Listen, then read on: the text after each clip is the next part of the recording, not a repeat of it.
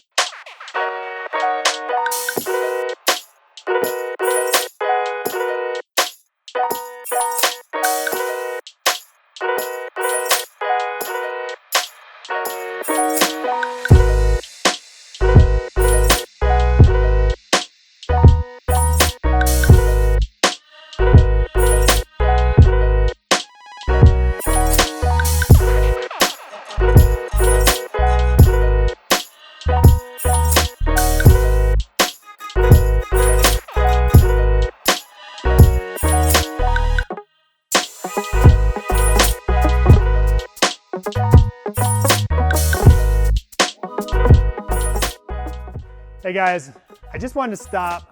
This isn't supposed to be an install video. I mean, we're gonna do this time-lapse thing so you guys can kind of see things going. But one thing about some of these cars, BMWs for one, is they get a little frustrating taking them apart because you don't always understand the methodology behind it. So I wanted to stop and tell you some things we found while we were disassembling this. So one of the things you're gonna need to do is get this part out. This part is basically the shroud for your air ducting for the front of the car. It's got a nice foam edge and stuff like that, and I think it can accommodate the Fluidyne heat exchanger pretty easily, but some of the feedback I've gotten from other people putting them on is they need to cut this, but from my understanding, they didn't pull this part out, which made it very difficult to swap the cooler. So I wanted to show you a couple tricks that we use to pull this thing out that aren't readily apparent. One is removing this lower bar. This lower bar sets up in here like this, and there's bolts that go through the side. Well, the bolts that go through the side are blocked by the cooling ducts for the rotors on the front tire. These cooling ducts sit in there and they actually block this bolt.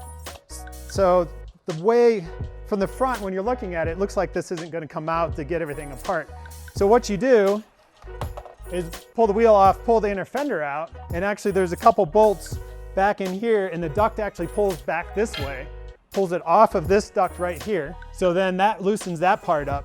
The second tricky part is, that's not readily apparent, is there's this brace that they have. So this brace actually sits down in the car like this. And if you look, there's a slot here on this.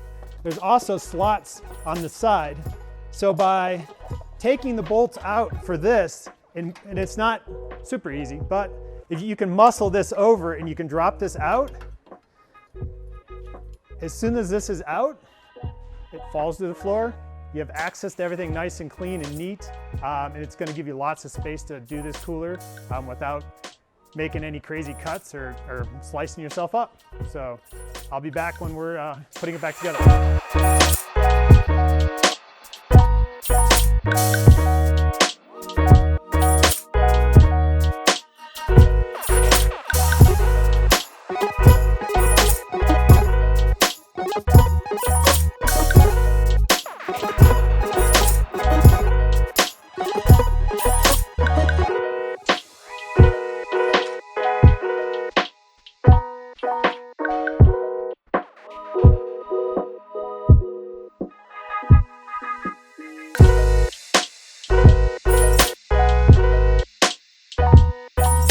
Hey guys, we're mid-install here on our Fluidyne cooler for our Supra. I just wanted to point out the differences between the two cores. This is the stock core. This thickness is about a little over 2.5 centimeters. This thickness here is 4.5 centimeters. So that thickness is going to give you a lot more cooling.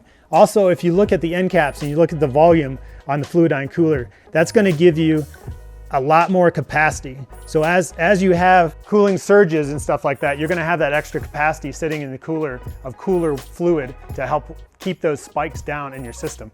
The other thing I wanted to point out too is what you have to modify. So this cooler is going to slide down in front of your radiator here and behind your transcooler. The transcooler from the factory is supported by these plastic clips right here. These have to be cut off because this thicker core is going to stick out here and these have to come off. This is one that we already cut off to kind of show you how you have to clean that off. This car also has rock guards that were on it from the factory. We're not going to use these. There's a little tab that's right here. This little tab will also need to be clipped off. But once those are clipped off, this bigger cooler should slide right down in. We'll hook our lines back up. The transcooler will hook into where these bolts are. We'll put our front fascia back on and then we'll see you at the end of the install.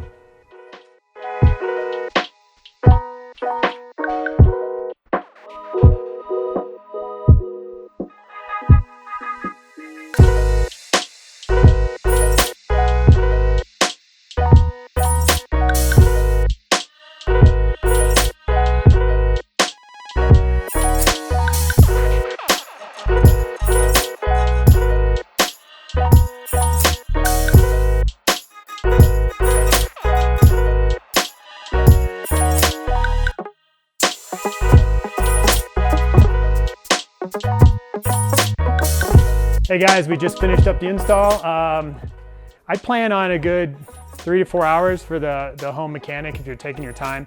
One thing I forgot to mention though is the transcooler, you have to drill a couple holes in the brackets to actually attach it to the new Fluidyne cooler, but everything went real smooth going back together. One thing I will note too is this front fascia and the way these side meet up with the hood, you might have to make some adjustments. So I'd recommend basically as you're putting it back together, make sure that you tighten those bolts and then close the hood and then line it up, open it back up, you know. So it might take, I think it took us 2-3 tries to try to get it to where it's perfectly lined up. Another couple just notes from the install.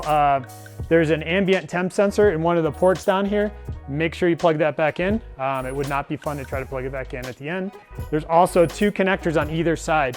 Number one, I didn't mention this before either, but take the inner fender skirts out and then you can get at those connectors. So make sure you unplug those first. There's not a lot of lead. I don't want you to pull out wires or anything like that. And then also make sure you plug those back in when you put it back together.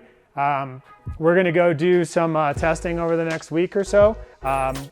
It's not gonna be super scientific, but what I wanna do is I wanna note on different runs. We'll be on the dyno Tuesday, so we can do some comparison from dyno runs. I wanna look at start temp, the end temp, and a 5th gear pull, and then we'll see what the differences are and kind of make some judgment on how effective this cooler is. So stay tuned and we'll report back on that.